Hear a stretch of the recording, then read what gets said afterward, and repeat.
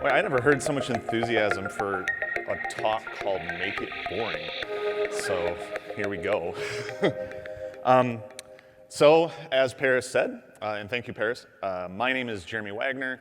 I'm a web performance consultant and a sort of general web tinkerer. And I'd love to thank the organizers for such a great opportunity and for your willingness to come to a talk called Make It Boring at a JavaScript conference. So, okay, turn on presenter remote. I'm an adult. Okay, so this talk is the live version of an opinion piece that I wrote earlier this year by the same name. So if you've read that post, you probably already know what you're getting into. And be forewarned, there's not much actual code in this talk. So like the post it's based on, it's kind of this melange of thoughts and philosophies and opinions. So if you're like, as they close the doors, if you are like, you know, I'd really kind of just want to like maybe see something codey, the HPE track has an awesome talk by Simeon on Chrome extensions. But if you're here, cool. I won't be offended, but thank you for chilling out. And in any case, I hope you like it. Okay, so I think we got a little echo on this mic. Okay. I originally wanted to open this talk with a boring story or anecdote, but that would be boring. So instead, I'll kick things off and talk about an exciting thing and how that exciting thing ended up being so risky and destructive that it wiped out trillions of dollars of wealth. Most of you probably remember the subprime mortgage crisis, which played out between 2007 and 2008. Before I continue, I'd like to assure you that this is a talk about web development, not finance. The subprime mortgage crisis was an entirely avoidable economic catastrophe that began with the creation of the mortgage-backed security. Exciting, right? The mortgage-backed security is a financial product backed by home mortgages. It was created long before the crisis ever occurred, and a big chunk of home loans get bundled up into this product, which investment banks then offer to investors. It's generally considered a very safe investment. Most people don't default on their loans. This limits the risk. So while returns are relatively modest, they're dependable. Seems pretty boring so far, right? Here's where it gets exciting. When Congress deregulated investment banking in the 90s, investment banks got all ginned up. The lack of proper regulations allowed banks to offer high-risk subprime mortgage loans and sometimes even these disgusting interest-only loans. And then on the investment side came credit default swaps, where investors could bet against the US housing market, effectively rooting for and ultimately profiting from the downfall of the US economy. And that's exactly what happened. As the Fed raised interest rates in an attempt to cool things down, adjustable rate subprime loans adjusted accordingly, which spurred defaults on a massive scale. And then markets tanked, taking the economy with them. All because investing wasn't risky or exciting enough already. This is a perfect example to me of when boring would have been preferable to exciting. If markets and banks had been properly regulated and yielded boringly predictable returns, things would be different today. People would have been who were set to retire would have been able to at that time instead of having to rebuild their portfolios. Some people would have been able to keep their homes. And just as an aside, and it's a total aside, this is why ethics and regulations are critical. Because just because you can fleece someone for everything they've got doesn't mean you should. If it sounds like I'm drawing a parallel between the state of modern development and this kind of crisis, it's because I am. But I acknowledge that we are not hurtling toward a comparable crisis with even remotely similar consequences. But we are headed towards something, and the trend doesn't look so great.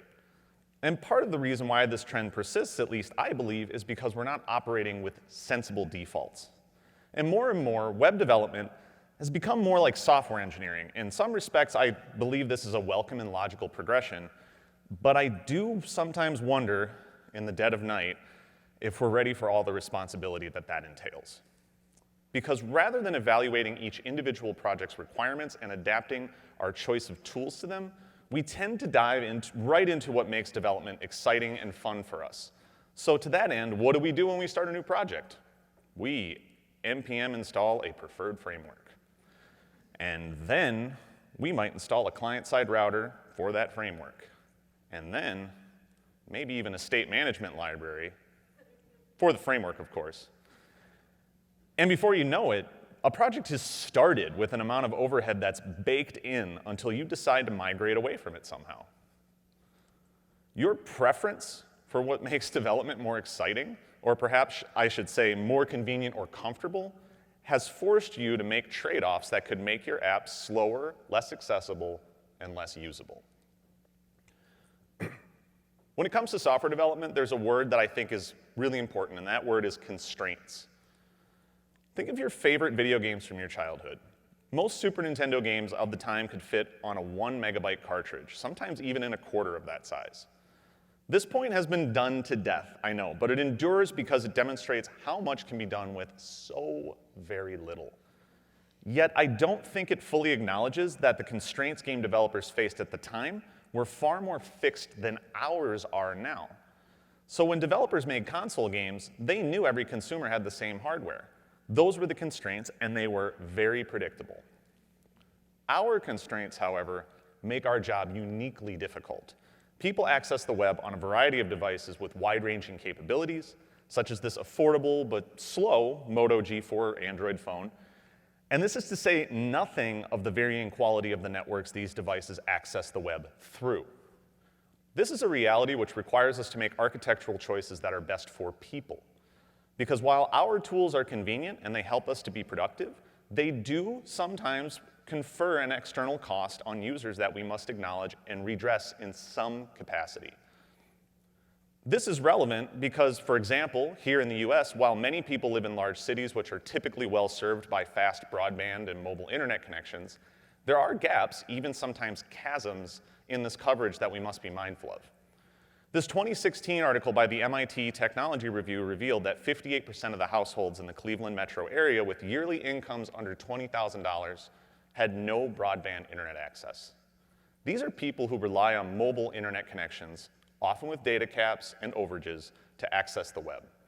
Internet access is not a luxury, it's a right. And more striking is this passage in which Pew Research found that 1/3 of Americans don't have an internet connection in their homes faster than dial-up. I sincerely doubt this has significantly improved since the article was written. The economic and infrastructural challenges have not been sufficiently addressed to broaden broadband access in these areas. And to me, this is a compelling reason to make things boring again.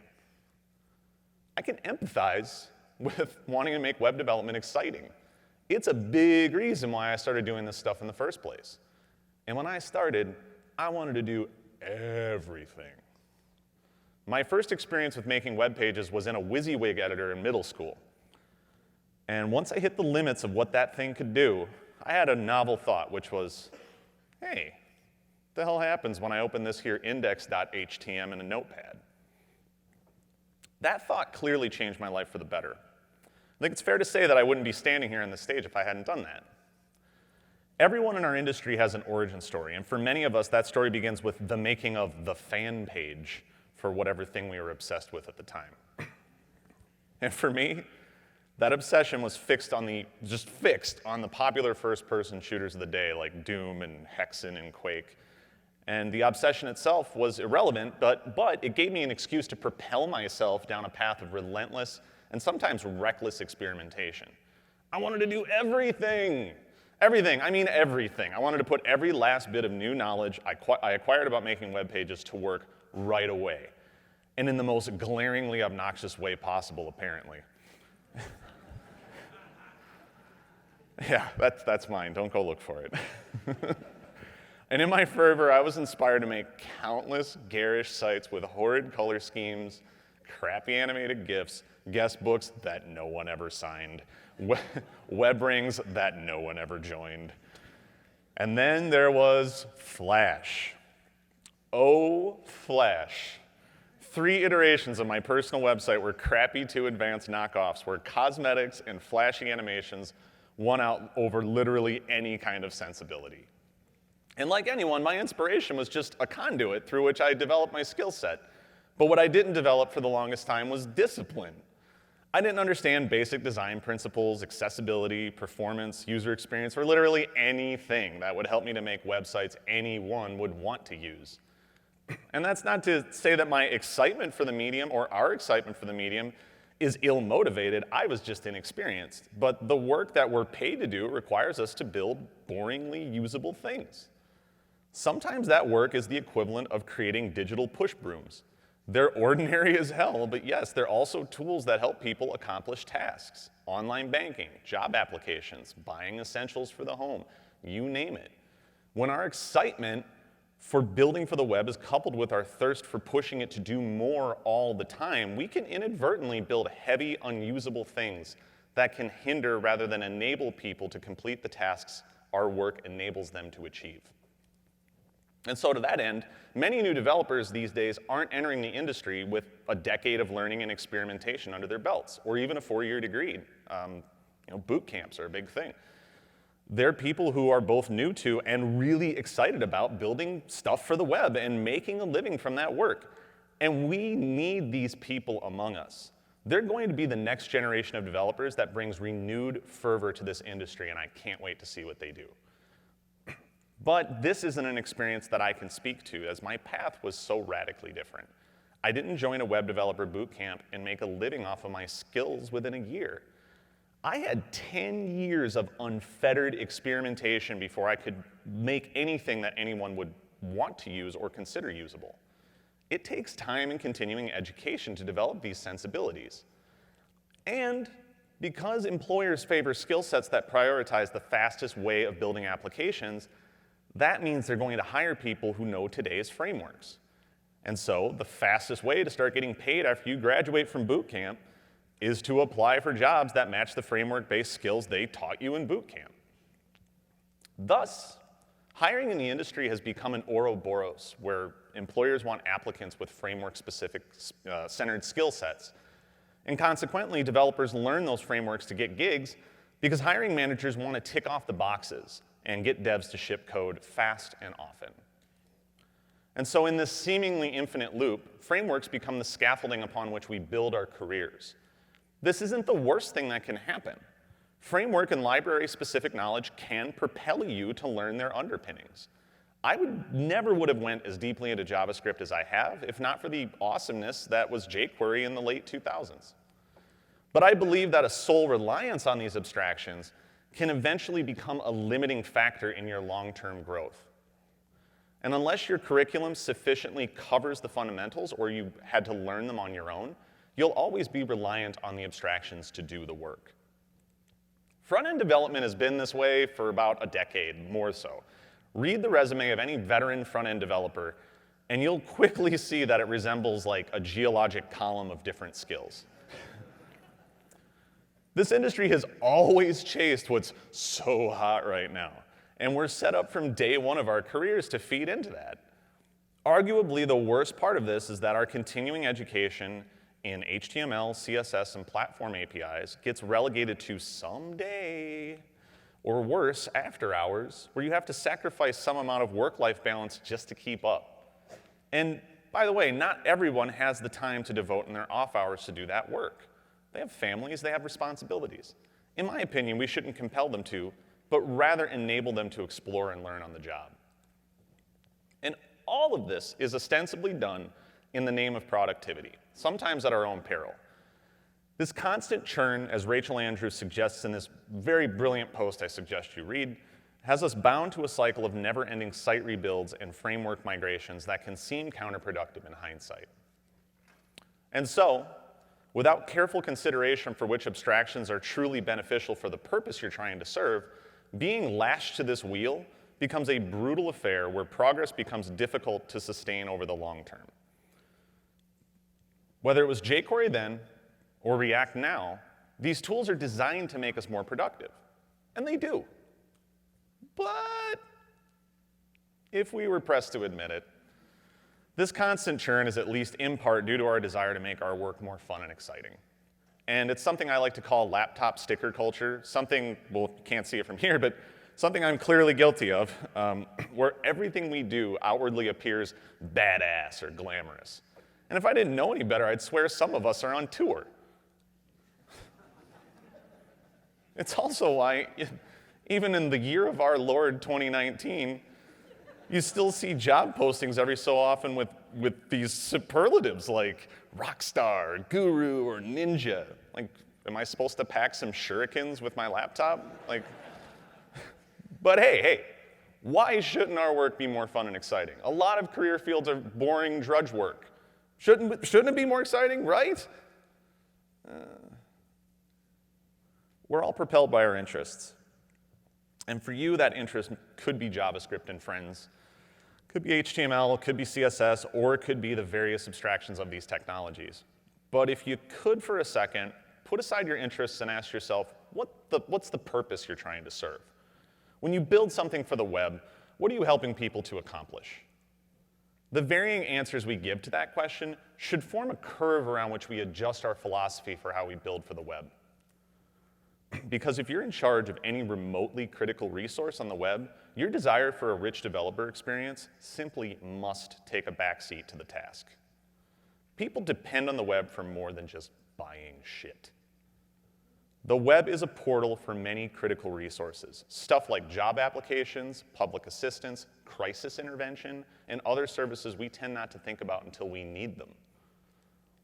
Ours is a job done by people for people. Plumbers might get excited about PEX piping, but they also understand that their job is to ensure that the water gets from the main to the faucet the same as before. PEX pipe confers a material improvement for both installers and end users without hampering functionality. Can we consistently say the same thing about all the conveniences that we rely on? Data flows through pipes of sorts, but the environmental constraints imposed on us by the network and the devices people use demand our most careful consideration. Factors like network bandwidth and latency are quite evident, but others, such as server protocol or device capabilities, are a little more subtle. And then there's the person holding the phone or tablet or sitting behind a laptop, each of which is an individual case study of capabilities and limitations that demand our attention. And so knowing this, I think it's important we avoid one assumption like the plague, which is that our conveniences always confer equal benefits for users. Your enthusiasm for virtual DOM frameworks probably doesn't benefit someone who's been thrown out of their home by an abusive partner when they turn to the web to find shelter. Someone trying to find public assistance information or apply for a job on spotty Wi-Fi isn't helped by your client-side router. Our conveniences have a time and a place, and that time is not always every time, nor is that place always everywhere. And I'm not shaming anyone here for their choice of tools. I use tools, I love them, but to stress that simply using them won't do the difficult work of design and user experience for you. And so as developers, our ethical duty isn't limited to identifying and removing excesses in code. We also need to challenge excesses which may look nice in design comps, but only serve to frustrate people in practice. Excesses in design and development are necessarily intertwined. Every interaction you can simplify, every boondoggle you can remove, represents a benefit for the end user. So let's make it boring. The web is frustrating when it creates obstacles for people. And obtrusiveness in websites are the result of every project manager, designer, and developer unwilling, or most of the time, unable to question ill-conceived business requirements, design decisions, or architectural choices. It's on all of us. And Josh Clark wrote an article about design systems a while back, and what struck me was his emphasis on the role of boring in UX. I'd be lying if I said I wasn't inspired by, this talk wasn't inspired by this a little bit. He discussed how when he helped his clients to create design systems, he stressed the importance of simplicity. And I quote, "The more common the problem, the better. Design systems should prioritize the mundane." And in a world where everyone feels like they just want to disrupt shit without considering the consequences, this is sage advice. And for me, it's a kind of revitalizing tonic. Avoiding obtrusiveness in design is the very soul of designs that work best for people. Without acknowledging that, we can only create fast, accessible, and usable websites entirely by accident. A perfect example of obtrusive design was a little-known visualization project developed by Apple's research division called Hot Sauce, which was an attempt at visualizing sitemaps for websites. Instead of presenting this data in a very straightforward way, it was presented as a 3D spatial field. To its credit, Hot Sauce was a novel presentation of this data. It was neat. It was a fun experiment. But no one wanted to browse a spatial rendering of a website's hierarchy as if they were on the holodeck. They wanted a boringly predictable and utilitarian way to access that information. An unordered list, maybe. Examples of obtrusive design as they exist on the web are a little different. I don't know about you. I don't even like one hamburger menu, let alone 3 of them. It's not excitement that produces patterns like this, I don't think, maybe, God, I hope not, but a sort of unwillingness or inability to address the unsustainable growth of an application over time. Eminently usable designs and architectures result when simplicity is the default. It's one of the iron laws. It's why unstyled HTML just works. It so beautifully solves the problem of presenting documents to the screen that we don't consider all of the careful thought that went into its jaw-achingly boring presentation. Now, I'm not holding a torch aloft and marshaling the village people and demand that we transport ourselves back to the aesthetics of 1994. That's absurd, and it's antithetical to the spirit of progress. But I do think that this ideal is something that we can carry on in our daily work, especially when more websites are consumed as web apps. We can make apps more resilient by adhering to semantics, platform solutions, and progressive enhancement. And as it stands, we're accustomed to serving heaps of div burgers on silver platters of JavaScript that not everyone can access in all the places they may need to. Accessibility advocates aren't lecturing you and screaming at you to use semantic HTML because it's just like so much fun you'll pass out, but because it's well understood how people benefit from it. The built-in functionality you get from those semantics allows you to travel lighter, as you won't need to build or install accessible alternatives. Does this mean your choice of tools are in direct opposition to the goal of creating good user experiences? It depends. Depends on how you use those tools. It at least requires us to understand the trade-offs we might be making if we choose to use them. So we need to bifurcate our focus on what we learn. We should learn frameworks and abstractions, yes. But we also need to learn the platform APIs that serve as their foundation so that we can adapt more nimbly as the wind shifts. The long-term health of the web cannot be sustained if we ignore what the web platform brings to the table solely for our own convenience. And underscoring the importance of those fundamentals is the fact that we're wired to want things to be boringly predictable. We not only want it, we expect it and subconsciously demand it. So when things are predictable, they embody the expected qualities of the essential. We don't want any surprises with the plane's landing gear as we come in for a landing. That is not excitement I can get behind. This is an example of a critical fixture, and some of what we preside over as developers are also critical fixtures of a sort. These fixtures especially need to remain fast and accessible. Part of getting there necessarily involves relying more on HTML, CSS, and platform APIs to reduce overhead. And if your reaction to what I'm saying is to assert that this is boring work, that will create boring websites, that users will find boring, then I must viciously retort with the emergence of reader mode features that exist in several browsers. At its core, reader mode is just a boring mode toggle that strips away scripts and styles to distill a page down to its core content. People are so tired of grappling with stuttering, script-laden pages that they'll gladly strip away everything exciting to get to that crucial nugget of content more easily. Still, reader mode won't work everywhere, and we shouldn't expect it to. Its intended application is for written content like articles, not rich applications. Solving human problems does require a human touch after all. And so to that end, we are wired as human beings to want external consistency. which is when an object's function and recognizable appearance is reinforced by other similar implementations in the environment. Imagine a house with zero external consistency, where turning the knob on the stove changes the television channel, or flipping the light switch flushes the toilet. And as Eric Bailey notes in an article on A List Apart, and I highly recommend you read this and follow him, he is an excellent person in the accessibility field. Browsers themselves are flush with examples of external consistency, and we would do well to ensure that we don't break those externally consistent behaviors.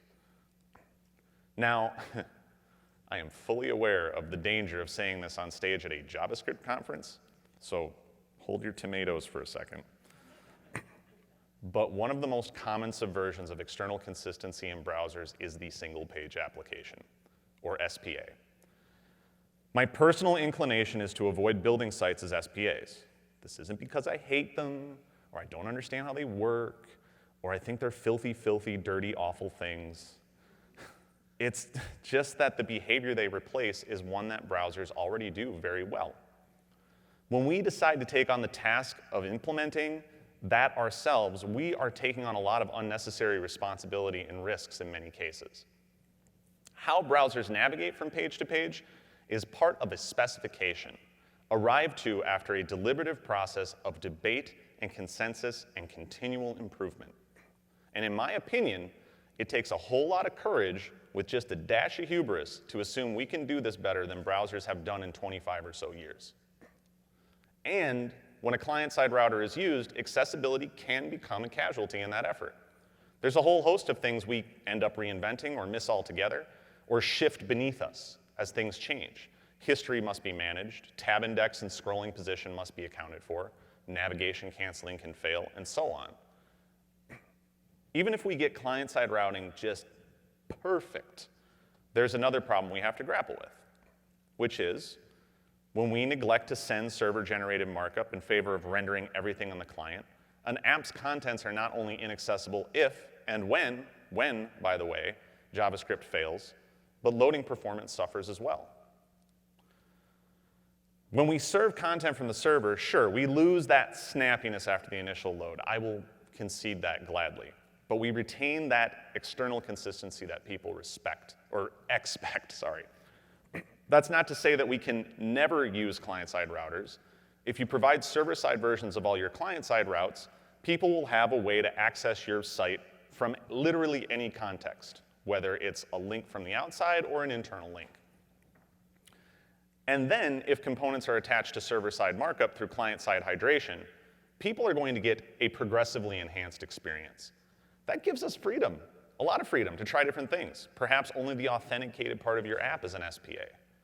Or, and I like this, and I've been experimenting with it a little, perhaps client-side routing could be opted into as an app setting, ensuring it only happens if people want it to, where we make no assumptions. Which brings me to my final point and the end of my talk. No tool or any amount of automation will ever be a perfect substitute for a human's judgment, which is finely honed over years of experience solving human problems. And solving human problems necessarily requires that you accept that humans have limitations, either inherent or imposed. It also requires you to accept that the tools you use can fail you in some ways, and your judgment is necessary in those situations. Now let me tell you another story. This is Stanislav Petrov. He was a lieutenant colonel in the Soviet Air Forces during a dangerously tense period of the Cold War.